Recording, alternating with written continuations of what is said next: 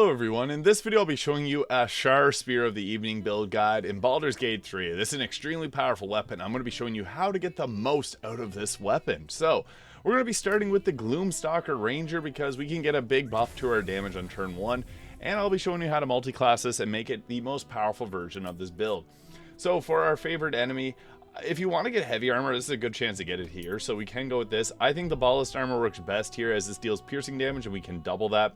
But it's never a bad thing to have the option for heavy armor, especially early in the game. For the Natural Explorer, fire damage resistance and cold damage resistance are two really great options. Although, we can go with a Fine Familiar that doesn't use a spell slot, and we can use the Ravens to blind targets early in the game. So I think Beast Tamer is actually a pretty good choice there. As for our ability score, this is where things get a little bit interesting because I think it's actually best to add in the Warlock and use Pact of the Blade to get an extra attack. And this won't work if you're on honor mode, but I'll be showing you how to go about that if you're on honor mode. So for this build, I think dexterity being a big stat of ours, strength is pretty decent too. We need a good amount of constitution. Wisdom's going to be a little bit less important for us. We can actually take a lot of the points out of wisdom and put them into our charisma. So you can go with something like this, or maybe even take strength down a little bit, take charisma up to 16, constitution 14, and dexterity 16. So somewhere around here will work well for this. Now, for the ranger spells, we're going to be not going with things like ensnaring strike that depend on our wisdom modifier. I think it's best to go with things like fog cloud early on in the game. So Fog Cloud being a very nice, be able to blind and heavily obscure targets, and we benefit from this with the weapon too. I also think that Hunter's Mark is great because this is just a concentration bonus action, deal an additional 1 to 6 damage. That's solid, and we also get a fighting style. So defense can be nice to increase armor class. Archery is also good if you want to increase your hit chance, but I think it's actually best to go with defense for the purpose of this one. If you do want to use a second weapon and go dual wielder, you can take 2 weapon fighting. Or if you want to use a shield, this will give you an additional 2 damage in your main hand weapon. But a +1 to armor class, hard to go wrong there. Now we get to choose our subclass, and we're going to obviously go Gloomstalker. So this gives us the Dread Ambusher +3 to our initiative, and our movement speed increases by 3 meters in the first turn of combat, and we get an additional attack that deals an additional 1d8 of damage. We get superior dark vision up to 24 meters. That's okay because the spear is going to give us the immunity to blindness, so we can't get blinded. We also get the Dread Ambusher Hide and Umbral Shroud to turn invisible and disguise self. So a lot of benefits here. The Gloomstalker is so front-loaded, it's awesome. Now you could go Ensnaring Strike or Hail of Thorns, but I actually think it's best to go with something like Long Strider, increase movement speed by 3. That's a pretty good use of your spell slot. So we'll go with that there, and yeah, we're going to be grinding it out. Next level we get a feat, and then on level 5 we get an extra attack. So for our feat, there's a few options we can go with. Like, I think that increasing dexterity is probably our best choice. You could go, I guess, if you want any different type of spells, but Alert for +5 initiative means we're probably going to go first in combat because it's a +8 from everything there. But ability score improvement to take up dexterity, always a solid idea, so we're going to go with that there. It's never a bad choice to go with an ability score improvement. And then finally at level 5 we get ourselves that extra attack, and we get Misty Step, which is awesome, a bonus action teleport, and we also get 2 level 2 spell slots, so pretty nice there. And then for our next leveled spell, I think Plant Growth is pretty good. Piercing damage, and it creates difficult terrain, so you can it creates half terrain so targets can't move. I also want Drow for a free cast of darkness, but that's not really the best choice here because you're going to get unlimited amounts of darkness from the spear itself. So next level, I think it's actually best here to add in the Warlock for that extra attack. So cantrips, we're obviously taking Eldritch Blast, and I think that Minor Illusion works great here because we can use this to group enemies together for when we're going to drop darkness and attack. Mage Hand is also pretty good, and Friends has its usefulness too. For our subclass, Great Old One has some merit here, as when you hit a critical hit, or get a critical, they have to make a wisdom saving throw or become frightened until the end of the next turn. The nearby enemies is only like in a 3-meter radius, so it's not huge. We can also get Dissonant Whispers, but I think the Fiend actually has better benefit here. And we also get healing. We get 4 temporary health points when we take out an enemy, and that'll increase as we level up. And we get the ability to take Armor of Agathis, which is really awesome.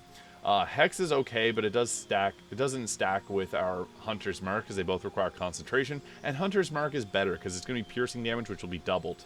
So I think Hellish Rebuke's not a bad one because it gives you a reaction. So we're going to go with those 2 there. You can also go with Command if you want a bit of crowd control too.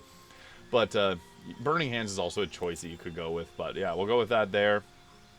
And the Fiend, you could also go Great Old One. Pick one of those 2 that you prefer. Now for our next level spells, Command or Arms of Hadar is pretty solid. This will stop the target from using reactions, and that's a pretty good option, but also Command will stop them from using reactions too, because you command them to drop and set up your teammates. For Eldritch Invocations, I'm always a big fan of Devil's Sight, but we already got Darkness Vision, but this works in magical darkness, whereas the Ranger's one doesn't. But we also got the Spear, which allows us to see in dark anyway, so we're going with Agonizing Blast and Repelling Blast. So this adds Charisma modifier to our Eldritch Blast, and this will allow us to push back creatures 4.5 meters. Eldritch Blast is super powerful. And next we get to choose our Pact Boon, and we get to pick a spell. We already have Misty Step, and we can use it with either spell slots. We also have Scorching Ray. Hold Person is one of my favorites because you can hold a person, get critical hits in. If you took the Great Old One, it stacks. We already have an Infinite Casting of Darkness, so no usefulness there. But Invisibility is another good choice. Touch a creature, turn invisible. It attacks with advantage, and it has targets have disadvantage against it. Pact of the Blade will allow us to use our Charisma modifier on our weapon here, so that's huge. And then at level 5, we get an extra attack with our Pact weapon, giving us 3 attacks outside of Honor mode. Now, if you're taking this as Honor mode, I would only take like 2 levels of Warlock to get Eldritch Blast and put the rest of them into the Ranger. And for, I guess, the next cantrip, Bone Shield to stop target from healing is nice, or Friends, so pick one of those. As for our spells, Mirror Image is also pretty nice. Gives us +9 armor class, and then we lose it every time we get attacked, so that can be good. Clouded Daggers actually has some usefulness too. Like, you can put a bunch of poison bottles on the ground and use this on top of it to deal a ton of damage. But I'm going to go with Scorching Ray, just give us a fire damage spell. That's really nice. And then we're going to hit an ability score improvement to take our Charisma up to 18. Higher hit chance and a higher hit chance with that Scorching Ray, so that's really nice. And then level 5, this is where we get our big power spike, where we get ourselves that extra attack with our Pact weapon. Really great. And we get the choice of level 3 spells here. So Hunger of Hadar, obviously being one of the best. Creatures win the spear blinded and take damage at the start of the turn and at the end of their turn. That is really nice. Fireball is also a great choice. I love a good fireball, but we're going with Hunger of Hadar. And then for our Eldritch Invocation here, there's some that are just not worth it, because like using these with a spell slot from a Warlock is, we only got 2 of them, so yeah, it makes it a little bit tricky. Beguiling Influence, Proficiency in Deception and Perception is actually really nice outside of combat, but hey, that can actually help you avoid combat at times. Fiendish Vigor is nice too. Give yourself false life at will, but already get the temporary health from the Fiend. So if you took the Great Old One, you could go with that. We already have Disguise Self and one with Shadows, so that's not even worthwhile taking. So I think Beguiling Influence is great, or Beast Speech. Although there's a ton of potions of Beast Speech in the game, so that's not really the best choice. So 2 options here. We can continue on the Warlock, which will allow us to get level 4 spell slots, and then we can take Fireball. Or we can also add in the Fighter to give ourselves Action Surge. So that's also great. It'll give us another fighting style too, so we can deal a bit more damage. It really just depends. If you want to be more of a hybrid caster, go Warlock. Or if you just want to be straight up a big damaging number, if you want to see big numbers and attack often, the Fighter's the way to go. So you could also go with extra levels in the Ranger, but I think that adding in the Fighter is actually a pretty good choice. So we're going to go with that there, as that gives us a second win to heal ourselves and our fighting style. So we already got defense selected. So dueling is good if you want to use a shield, use dueling. If you want to have something else, use 2 weapon fighting, but you would have taken the dual wielder perk earlier. The nice thing is this works when we have a shield in our hand, so this gives us 2 piercing damage with the ball stormer. That's 4 extra damage, making dueling actually a good choice because we're going to deal a ton of damage with it. And then level 2, Action Surge. Enough said. So I'll be now showing you the gear that we're going to be using for this build, and then I'll give you a little bit of a combat demonstration to show you what you should be doing with this. So yeah, that's that build there. So I went with the Mask of Soul Perception, +2 to attack rolls, initiative rolls, and perception checks. That's a pretty solid choice, but there's also the Dark Justiciar helmet, so +1 to saving throws against spells. And then whenever we are obscured, we have a +1 critical hit chance and Constitution saving throws +1, so that's not a bad choice too. Birthright Hat's also awesome for the Charisma, because that can allow us to get our Charisma up to 20 without having to invest in it. So +1 to our attack rolls and all that good stuff. So that is another choice we can go with. Yeah, you can also, I mean, there's other choices. If you're earlier in the game, Steel Watcher Helm, but yeah, or I guess that's later in the game. Cloak of Protection, Boots of Protection, Ring of Protection, or Evasive Shoes for +3 to armor class. It gives us 25 armor class, with the Ballast armor being light armor. That's not bad. If we were to look at something like the Armor of Agility, that's going to give us 28 armor class, but I'll be honest, the ballast armor is the best choice for this because this is piercing damage. So we deal a ton of piercing damage with this. I have the Legacy of the Masters for a +2 damage and attack rolls with this weapon, which is honestly nice because you can get additional damage there. But the Helldust gloves also stacked really well with this because it gives us +2 or +1 to spell attack rolls and spell save DC, and additional 1 to 6 fire damage on our attacks, which does add up on that. So it actually is a pretty good choice. So go with either one of those that you prefer. It's going to make your damage quite high. So +2 damage or a +1d6 and an increase to our spell save. I also went with Viconia's Walking Fortress there, so that's a good shield to give us +3 armor class and a lot of benefits to that. But Shar Spear of the Evening, obviously this is what the build's all about. We can get advantage on saving throws when obscured and deal additional 1d6 to all creatures. And we can even do that with our bow. So the Gunter Mail is not really like the best choice, but it has Celestial Haste, which is really nice, so you could go with that. Titan String Bow if you want to use potions. Even like the Dead Shot will give you an increased critical hit chance, so that's not even a bad one just to have in the offhand. I went the Killer Sweetheart for a critical hit per long rest, and then Ring of Protection, Emulator Greater Health to give ourselves that 143 constant or 143 health. So this gets it pretty powerful. So I guess now I'll be showing off what we want to be doing with this. So we got our bind pack weapon here, so we can bind our Shar Spear of the Night, and that will give us the ability to do 3 attacks with it. So that's really nice. Then we can put on Armor of Agathis if you want. This will use up either one of your spell slots from the Ranger or our spell slots from the Warlock. So it makes this a pretty good choice. But Hunger of Hadar is basically our best choice for damage there. So I'd recommend going with that. And taking out a Find Familiar is nice. We can go with a Find Familiar Raven. It only has 1 health, but that's going to take 1 hit for your team, which makes it worthwhile because it doesn't even use a spell slot.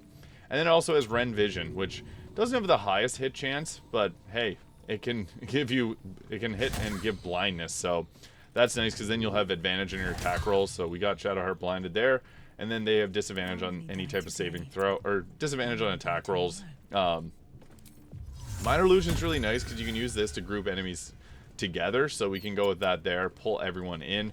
Literally everyone will go running for it, so if you're sneaking around, you can use that for being stealthy. But then we also have our Darkness spell, which is really the big bread and butter of this. So this is that's not it. This is Shar's Darkness. So per turn, Darkness casting, that's really nice. Now we can use Hunter's Mark to increase the damage that we're going to be dealing. So when we go with that, then we go in and attack. Now, yeah, that's pretty good damage. The only thing is, the Ballast Armor is not triggered when I attack my teammates. So I'll show you at the end what the extra damage is going to look like. Because, yeah, it can be pretty high. You can legitimately one-shot people with this. So, not bad damage overall just doing normal attacks there. But the big one is the Edge of Darkness, which gives a Cloud of Darkness for 3 turns whenever we attack. Usable once per short rest. Now, early in the game, you got Fog Cloud. We also have Long Strider to give ourselves a bit of extra movement speed. And what's cool about this is it doesn't require concentration. So, it's just a ritual spell that we can cast. So, hey, go crazy with it. We also have our Scorching Ray for damage, and we can use either our Warlock spell slot or our Ranger one. So lots of options there, which is really nice. So yeah, we'll go ahead and attack Halsin there. But Hunger of Hadar is really the big one for us. So we also have Hold Person there. So lots of options, but yeah, there's our Hunger of Hadar. It's not going to damage our team there, but it'll blind them and push them out of it. And then we can go in with our attacks. I took out my bird with the cold damage, but yeah, I'll show you what this looks like whenever I attack. I want to kill Minsk there. The cold damage and acid damage is really nice, but typically we want to go into combat and set up Darkness as much as possible, so using our Darkness spell alongside Hunger of Hadar to really drive it home. And then we got our Eldritch Blast to knock people back into the Darkness, so that is an incredible way to like just stop everyone from leaving it. So you can just go like that, knock everyone back into the Darkness, keep them there, they're blinded, so then you can attack them with advantage. So a few different ways you can synergize this with a team, because you can literally cause blindness and then they're going to have disadvantage on saving throws and all that too. So yeah, ton of damage there, literally critical hits on all deck, because we can also use the Shar's helmet to give ourselves the increased critical hit chance. I always feel bad attacking everyone with this, but I guess I'll show you what it looks like with the this will deal damage in a huge aerial effect, and it does Darkness there, so that's really nice. And you can even see it did fire damage on it because I have the gloves on there. So Helldust gloves go really great with this build. And then I'll take a Shadowheart here, and then basically I guess I'll do another I have to wait a short rest to be able to do that, so I guess this will probably bring them up, but then we'll pop out our Raven to start combat. It might cause Duke Ravengard to run away. We'll see here. But I want to show you guys with all the actions possible, so I'll attack him there, and then he loses attitude towards the bird. So basically, what we want to be doing when we get into combat is we're going to go ahead. We got our this back, so it hits for a huge amount of damage, and then we got advantage on our next attack rolls. So the good thing is we got 3 attacks. We can also use like a hunter's mark on him to increase the damage that we're going to deal. So nice use of the bonus action. Mizora used counterspell. Frig off, Mizora. So yeah, I guess that lost my action. Oh no, I still got it there, so I can use that. And 46 damage with piercing. So we're gonna obviously take him out. Oh, missed, of course, but that's why we got action surge, and then we also have our dread ambusher attack. So that took him out there, and then we can make our way over to our next target and do our 3 attacks again with our action surge. This is busted. And then we also got our Dread Ambusher attack, so we can attack again. He does heal himself endlessly, so you can't actually take out Ernell, but that's just a quick showcase of the craziness that comes from this Shar Spear of the Night build. So Gloomstalker Ranger, Warlock, and Fighter, that gives you an incredible amount of damage. So yeah, hope you found this video useful, and if you did, please hit the subscribe button below. Thank you so much for watching, and I'll see you all in the next video.